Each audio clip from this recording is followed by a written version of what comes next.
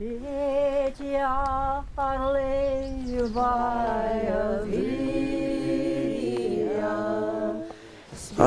translated to English means spirit wrestler. We came from the Christian tradition, the Greek Russian Orthodox tradition. So we were given that name in derision with the accusation that we were wrestling against God and the Holy Spirit. Our people took their own interpretation, saying that we were wrestling with God and the Holy Spirit to develop a way of life more consistent with the teachings of Jesus Christ. In reflecting, I'm sure that there are people from every tradition that question some of the facets, the dogma, the tenets, the principles of those traditions.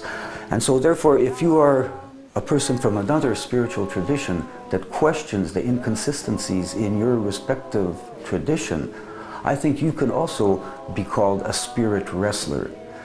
And I think that our world would be better off if we had more spirit wrestlers. I'd like to make some mention of this wood pile here with these replica guns.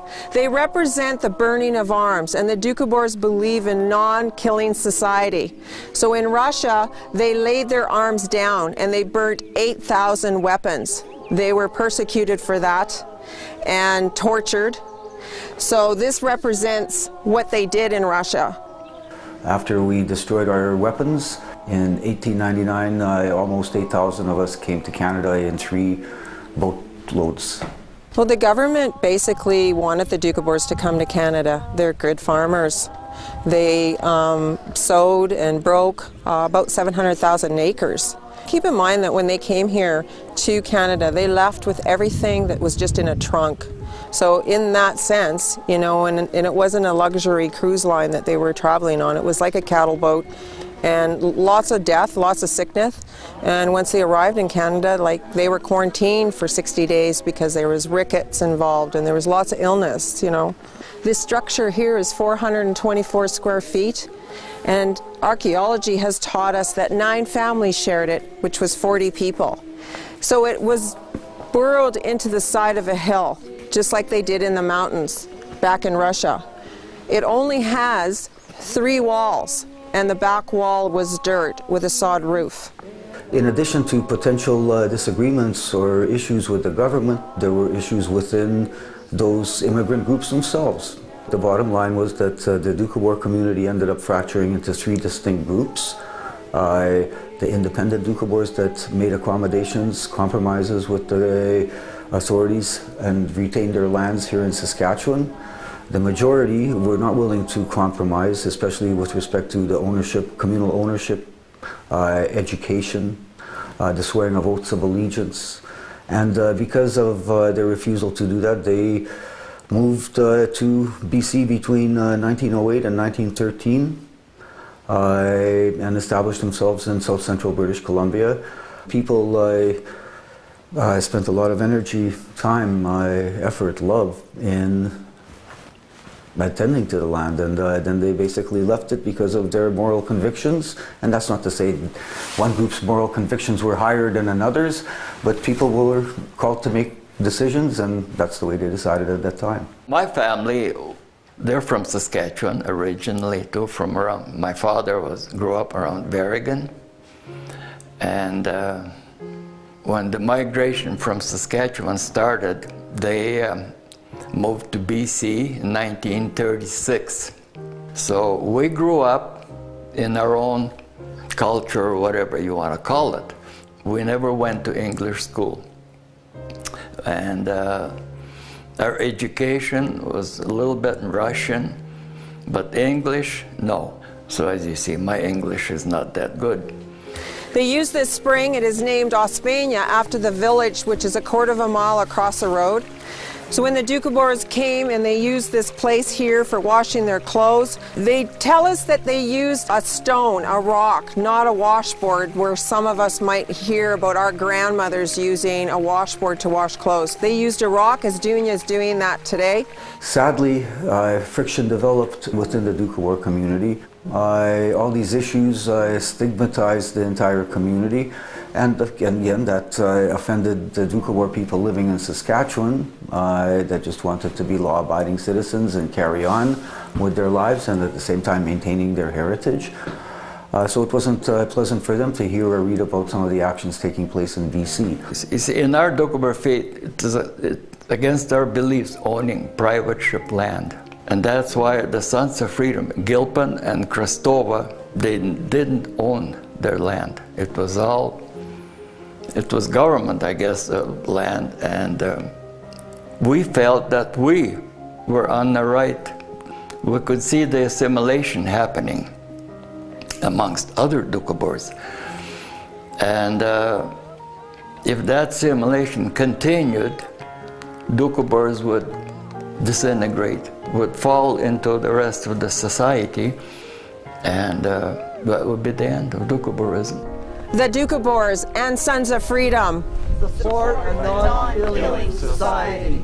The welfare of the world is not worth the life of one child. This religion Doukhobor sect has been in existence for over 200 years. A lot of the general public believed that the Doukhobors were all one group that disrobed, took their clothes off in protest, and we just needed to explain to people that there was part of Doukhobors that took allegiance to the government and land ownership, and then there was those Sons of Freedom who broke away and retaliated by way of protest. What was the purpose of disrobing? What did that signify? Why was that done? It was our way of protesting was, if you took everything from us, you might as well take this. We got nothing else. Take everything. It is unjust to judge people on the surface and say that the Sons of Freedom are willful because of some whim or that they wanted to spite the Canadian government. To suffer such hardships that the Sons of Freedom suffered to the extent of losing their children. In 1950, there was a huge nude parade, and a lot of our men were arrested. Actually, just about the whole village was arrested and sent to prison for 3 years for just disrobing in Gilpin, which was away from any other people. The children were taken away from them because they wouldn't send their children to school. My wife was one of them children that was incarcerated in New Denver. I spent 4 years in the Agassiz Mountain Prison for acts of violence. I was barely just turned 11, and when the RCMP came and took us away. And at that time we were I think there was over 100 and something children that were taken away that day. Very traumatic experience, and it was traumatic being there. Something that you were taken away from your family, your parents, your siblings. So it was hard.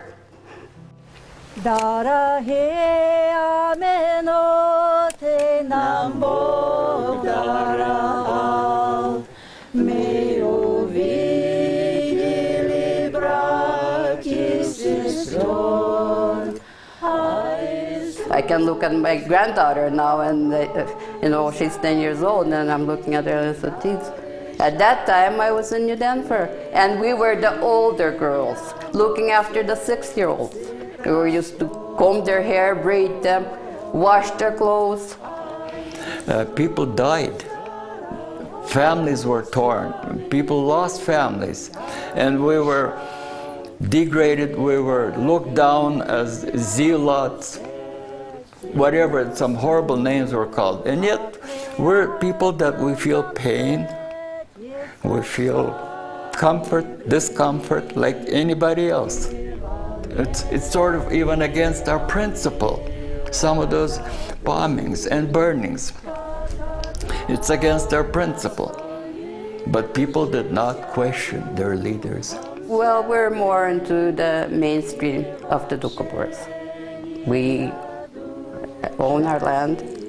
I don't know if there's too many Sons of Freedom left, or it was, we're more into the stream of the Doukhobors.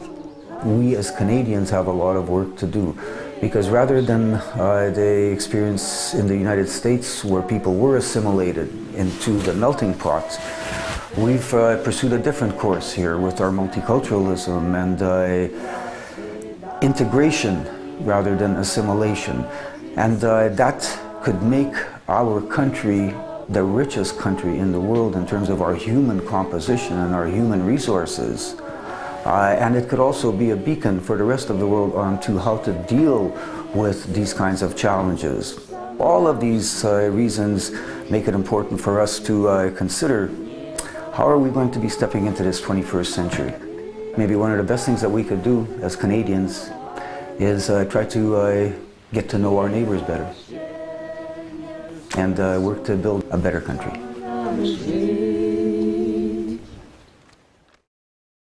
If you have program ideas that you'd like to see on Max TV Local On Demand, write us at max.local@sasktel.com. Max TV programming is now available on Max TV on the Go at maxtvonthego.sasktel.com.